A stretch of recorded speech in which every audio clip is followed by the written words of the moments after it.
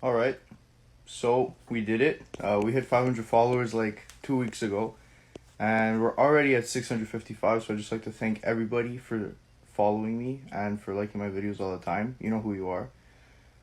With that said, I should have released this a lot sooner, but I'm gonna show you the program that I used to get to where I am now. So the way that I set up my training is through a 3-day full body program. And as you could see, I just kind of have the movement patterns and not the actual exercises. And the reason for this is because you don't necessarily need to train with an exact exercise, just the movement pattern itself, right? You have a lot of people that say that bench press puts strain on their shoulders, or that weighted dips put strain on their shoulders, or that they don't like to conventional deadlift, or that they don't like to back squat.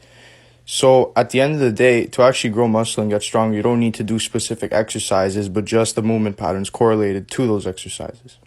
So let's kick things off with the first day. Here I have a heavy hinge, a horizontal press, a horizontal or vertical pull, a tricep isolation exercise, one bicep isolation exercise, and one shoulder isolation exercise.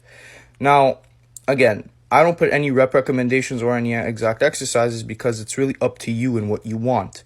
Personally, I'm training for in the future to do powerlifting. So obviously I want to do a heavy hinge. I want to do either sumo conventional deadlift or a variation of one of those two for heavy sets here. And then for horizontal press, again, for me, it's more of a powerlifting focus. So obviously I'm going to pick probably a bench variation since I'm benching twice a week. So what am I going to do? A close grip bench, close grip pause bench.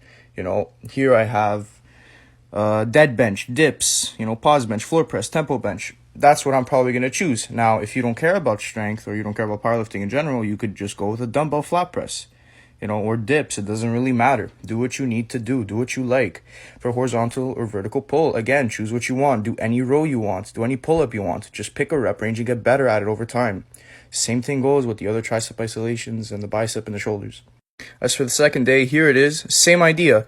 Do what you got to do. If you don't want to do heavy bench, then do another heavy press. It doesn't really matter. If you want to do heavy incline bench, by all means, do what you got to do. Vertical pull, volume squats, bicep iso, hinge or hamstring iso, and then shoulder isolation. Do what you need to do, man. Here for day 3, I have a heavy squat variation, a vertical press, or horizontal pull. You could even do a vertical pull if you want. Chest or tricep iso, depending on what's worse for you, then a bicep and a shoulder iso. And again, these are just an example of what I would do. So look at them, right? There's no exact way to get stronger. Just pick an exercise, pick a rep range, and just get better at it over time. And yeah, I realized this video was kind of rushed, so I'm probably going to upload something to YouTube soon.